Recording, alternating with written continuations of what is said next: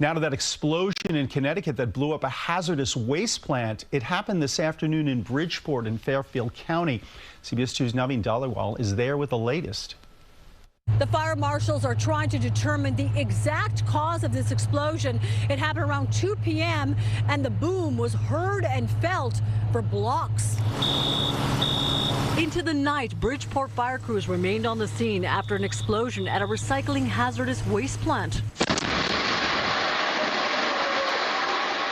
The loud boom heard through this Ring camera startled neighbors. It was like it shook you. It shook the car. It shook your body. It was just like a really, had never heard anything like it. The plume of smoke rose quickly. So did the concern for possible toxic fumes in the air. They were able to at least notify the residents on the closed streets here to shelter in place, and anyone that was outside were able to get them to a cold zone until we're able to monitor the air quality. Police evacuated some residents in the immediate vicinity. And my son, we just left. We saw the fire, the smoke. Told my son to get his clothes, put on his shoes, get the dog. The company called Trey Debbie Environmental Services on Cross Street confirms one of their tanks exploded and further say they're cooperating and working closely with first responders and regulators. It appears there was some type of offload of a low-grade oxidizer at the time, about 4,000 gallons, and somewhere along the line, the first explosion occurred. Chopper 2 shows the aftermath of the explosion that officials say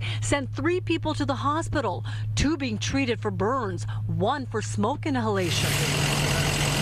Now, with the building secure and all the residents back home, there's this. My concerns are, will it happen again? Now we're really scared. With that boom, that could have exploded and everything could have fallen on here. Officials say the air quality was retested and it has been deemed safe. Now they're monitoring the water runoff to ensure the pH levels are back to normal. In Bridgeport, Naveen Dhaliwal, CBS 2 News.